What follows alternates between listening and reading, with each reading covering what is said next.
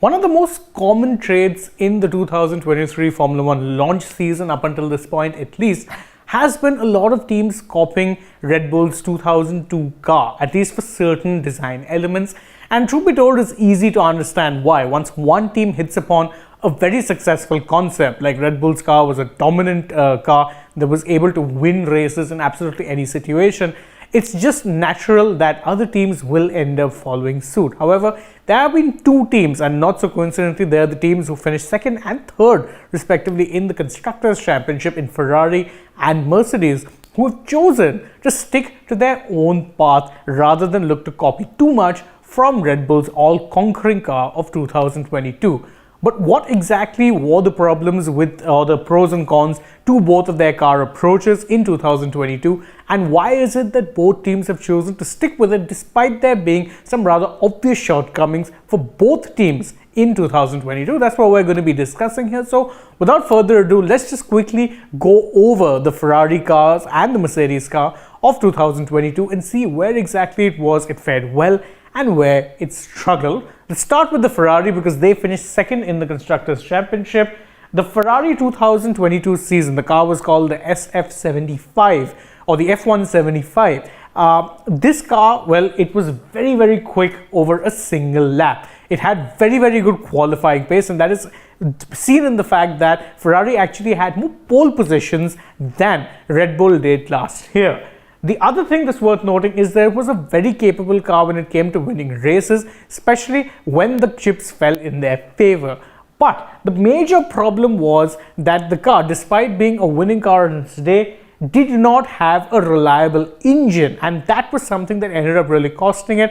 There were too many DNFs, the engine would catch on fire, and then that forced them to run the engine at a lower mode, but compromise on some speed, which is where Red Bull, who had no reliability issues, at least after the early start of the season, well, they were able to capitalize just fine. So the major issue with the Ferrari was reliability. And of course, their car for concept, you can say, did occasionally lend itself to some porpoising and bouncing, but they were able to mostly get on top of that. Their major issue was the engine. For Mercedes, well, it was quite the opposite really, because they were the team that were most hit by the porpoising phenomenon. Now, porpoising, in case you didn't know, is the aerodynamic bouncing which is triggered in cars that follow the ground effect rule. And truth be told, these cars are all based on the ground effect.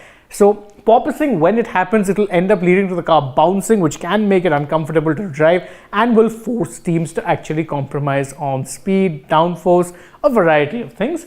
Now, the advantage that Mercedes had, especially once they were able to get on top of the porpoising and bouncing, is that they were pretty good, at least pace-wise, on race days, and due to the fact that they didn't work their tires as hard as other cars, they were able to actually run longer stints on the tires. So that actually worked out well for them. The other issue was, however, that they struggled in qualifying because, again, the cars weren't as fierce or harsh on the tires, so they would often struggle to get temperature into the tires, and that's why Mercedes were generally a team that did struggle in qualifying, even if they made up for that on race days. Now, the big issue with Mercedes was, of course, their porpoising, bouncing. A lot of people blamed it on their zero side pod car, which was actually, an outlier in that sense. But they were able to get on top of it, and they insisted that wasn't the problem. Same with Ferrari. Their side pods too had a very unique bathtub-like design.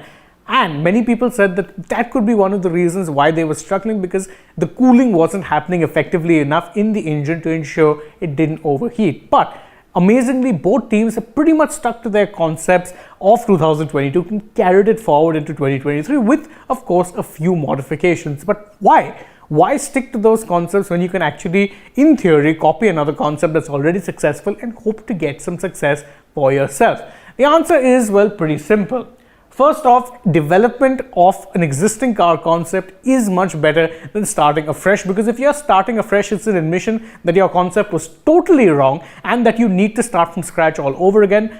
So if Mercedes or Ferrari started from scratch, they would be starting from zero, whereas Red Bull already had a full season of development on their car, as well as, of course, adding tweaks and improvements to it for 2023. The second thing that is worth noting is that both teams believe in their car concepts and believe that there is performance to be extracted out of their current cars. This is especially true with Mercedes, who only won one race last year, but generally improved a lot once they were able to get on top of their bouncing issues. And perhaps more importantly, they believe that the side pod issues weren't really the big issue when it comes to the car performance. It was the fact that their floor was too stiff, the suspension was too stiff, and therefore they've suffered more bouncing than usual, forcing them to actually make alterations that would see them give up on both downforce and race pace. More importantly though, the major question that you should be asking is that will this strategy pay off? That's a question we don't really have much of an answer to right now, because truth be told, we haven't even seen these cars run properly in any sort of race circumstance. Yes, both Ferrari and Mercedes have had shakedowns, but shakedowns only amount to giving the car a bit of an exhibition time on track, and that's about it. Right now, we can't even draw too many conclusions from even testing, because again, testing too is a very different sort of a setting. The best way or the best time to judge will be the season opener in Bahrain. But what is clear is that both of these teams, heavyweights of the sport, Ferrari over the entirety of the sport, Mercedes in the last 10 or so years, believe that the concepts that they are sticking with right now are the right ways to go. Again, whether that's true or not, we'll see, but it's definitely a bold call, especially considering both of them are behind the 8 ball and Red Bull are very much the firm favorites going into 2023 as well. Thank you all so much for joining us in this particular video. Again, if you enjoy our work, please don't forget to like the video, share it with your friends, subscribe to the channel if you haven't already, tap the bell icon, leave us a comment, follow us on Twitter, Instagram and Facebook. And last but not least, download the AajTak app. Thank you all once again for joining us. If you're already on the channel, please go ahead and check out some more videos that we've done. For now though, from my side, goodbye.